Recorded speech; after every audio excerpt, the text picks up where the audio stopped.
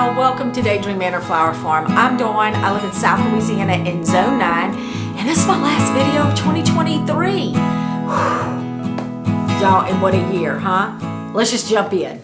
Okay, so let me tell you what I've been doing this week, and then I'll tell you how the year went, and what I'm going to do next year. This is how it's going to go. So this week, here we go, off to a great start.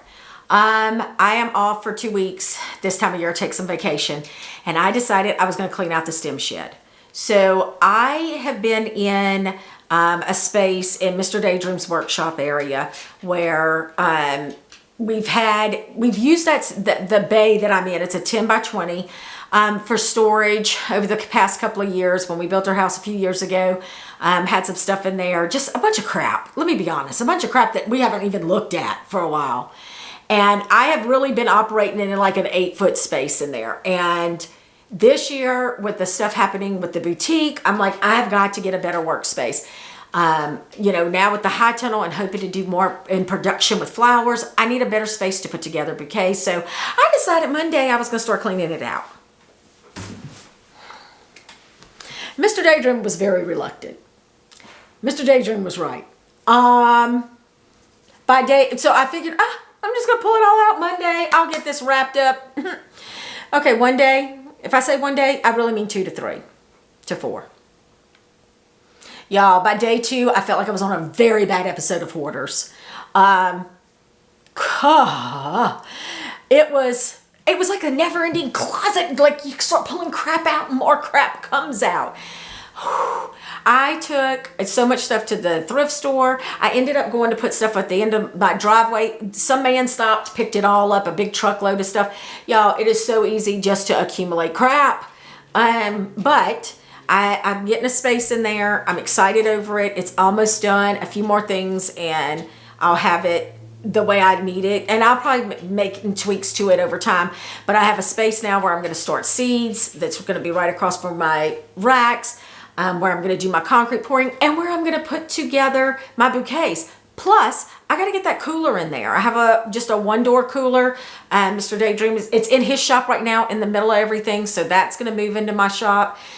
So I'm trying to get my systems in place. Y'all know if you follow me for any time, I talk about financial literacy and getting my process and my systems into place. Like that's been for the past 5 grow seasons, like that's been my focus. So anyway, all that to say, Monday, I clocked 11,000 steps in a 10 by 20 space. Excuse me. Can I tell y'all when I went to bed, I was hurting so bad? When I got up Tuesday morning, y'all, I look like a 100-year-old person. I was like, I could barely walk. I'm like, everything was hurting. And all I could think of was like, dadgum, this didn't hurt this much when I was in my 30s. So just another joy of being over 50.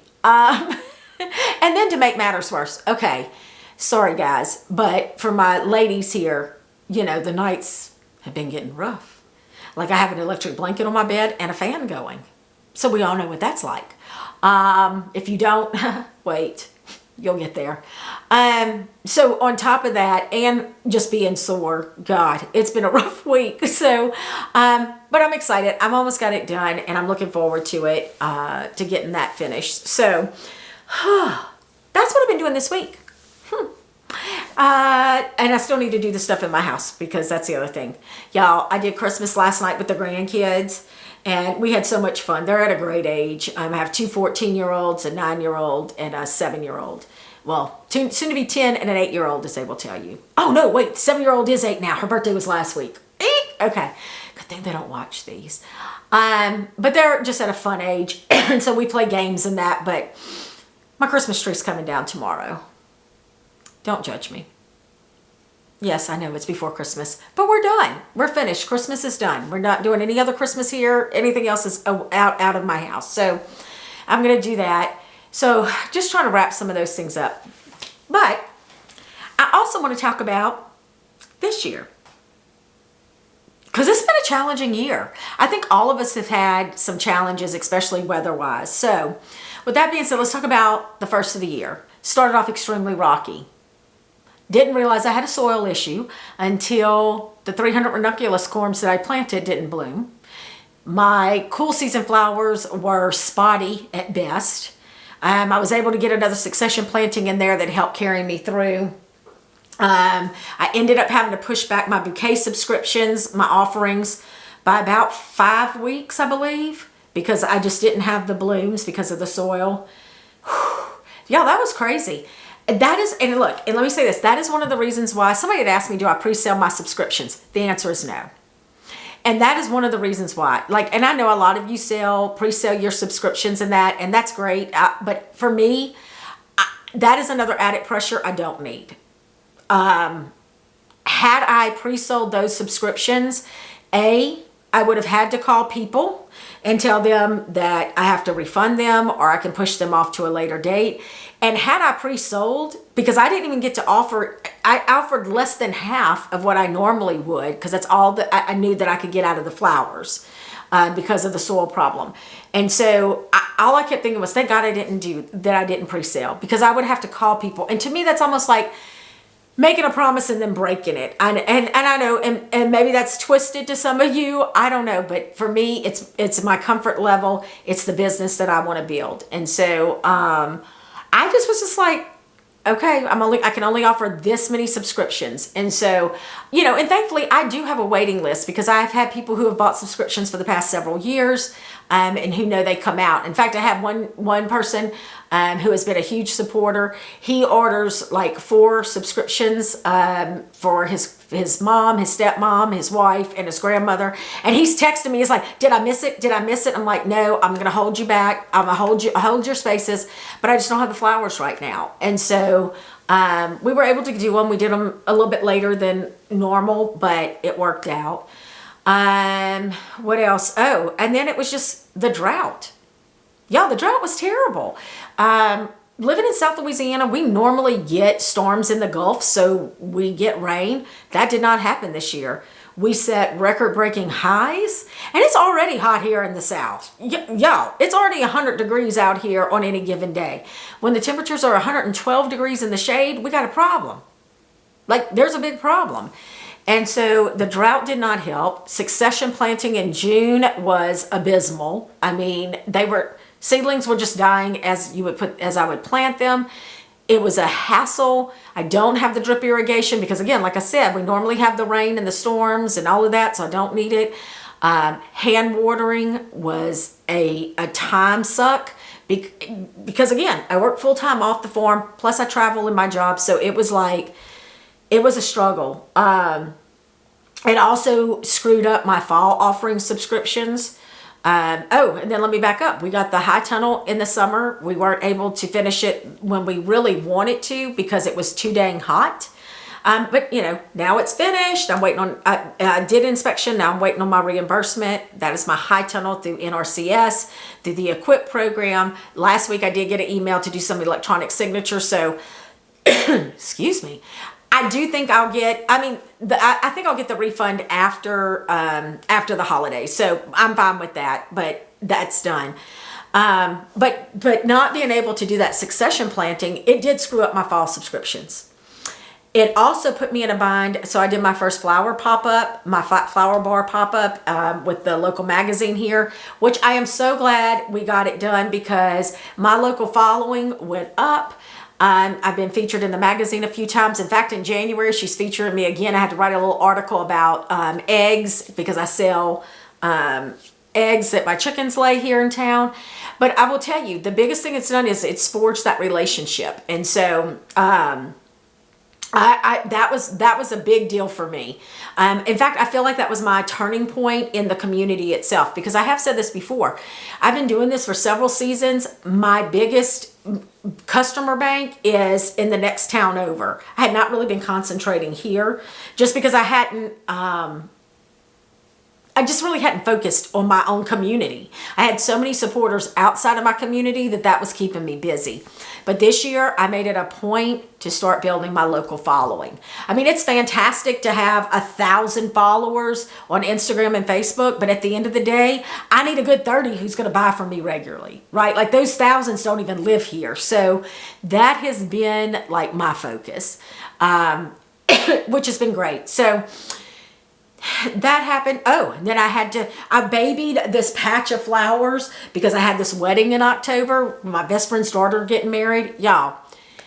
So I realized I don't want to do weddings. Like, that is not happening. And not because of this wedding or the bride. That she was super easy. It was laid back. It wasn't all this professional, gotta arrange stuff. It wasn't like that. It was very boho chic and just kind of, it was just amazing. So that was cool. But what I realized is it is a huge time commitment. And I don't want to do that. I don't want to do it. It's like farmers markets for me. I don't want to do farmers markets. I don't want to sit outside for 8 hours on a Saturday. I just don't. That's just not what I want to do. So weddings is not where I want to land either. And some of you, and here's the other thing. I'm not even professionally trained. The state of Louisiana makes me have a retail florist license because they want the money. Let me be real clear. It is about nothing else. Somebody needs the money.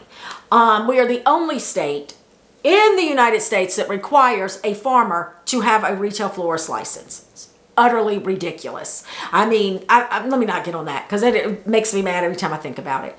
So I am not professionally trained in flower arranging, nor do I want to be. So there's that. Y'all hear everything what I've learned, but this has taken me several years to figure out what I don't want to do. So that leads me to, what am I going to do? I'm going to continue with the boutique. The boutique has been amazing. It has been a huge learning curve. I signed that contract in October. We went into the holiday season. I didn't have any flowers because I didn't have any fall flowers because I couldn't get anything planted to stay alive out here in the heat and in the drought. So I had to figure out, what am I going to sell? I will tell y'all, I ordered amaryllis bulbs and paper whites, and I sold everything. Everything. Everything. I will be so much better prepared next year. So it has been amazing. I've also been building up my client base from there. Have flyers out and cards and a QR scan so people can follow the farm. My email subscription list has gone up on my website because of it. So several good things there. All right. So for 2024, what is that going to really look like? All right. First off, I got a learning curve. I got to figure out the high tunnel. I need to also figure out if I can manage. Okay, let me back up. I asked Mr. Daydream to hold off on the other 8 beds for right now. Maybe 1 or 2, but not all 8. Because I need to figure out if I can handle these 8 raised beds that are 30 foot long each and 4 of these 50-foot rows in the high tunnel. By myself. Again, by myself. Over 50. Work full time. I got to figure this out. And so I'm kind of pumping the brakes a little bit on that. So we'll see. We're just going to go with it, and we're going to see where it takes us. I'm going to put the dahlias in the high tunnel. So I did those in grow bags this year. They did okay. I think they'll do better in the high tunnel. So that was new for me, was the dahlia tubers. What else happened this year? I feel like it's just been a full year, but towards the end of this year, we had some personal loss, and it is just really, it's just kind of been a crappy way to end the year, but I'm still got to look for the positive.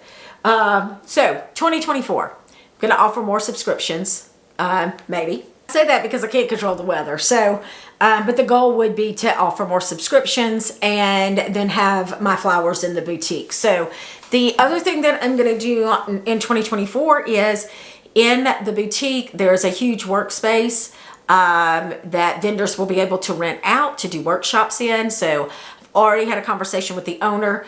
Actually, she has a couple of ideas that she wants me to do. So I'm excited over doing some workshops. There's a couple of other ladies who are vendors there who have approached me, and we've talked about partnering on some things to do in the workshop. So I'm really excited about that. But again, it's all just a balancing act. I made my calendar with my colleague a couple of weeks ago for next year, and we got some big projects we're going to have to do that are going to take me off the farm at least once a quarter.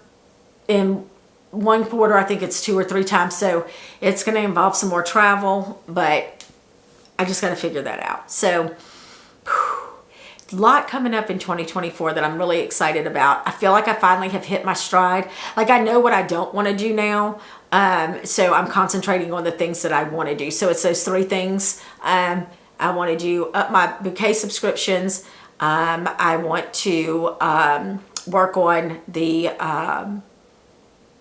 boutique flowers and the workshop. So those are my three main focuses. Somebody had asked me the other day if I'm selling to florists. I will be very candid with you all. They're not really on my list to sell to right now. My first obligation will be to my subscribers and to the boutique. And so we'll see what happens. Not that I'm opposed to selling to a florist at any means. They're just not the priority. They're not really the priority in my business plan. I mean, we have a lot of flower farmers around here that I think do a fabulous job and will sell to the florist. But you know, if I have any extras, yeah, obviously I would sell those. But they're not my focus.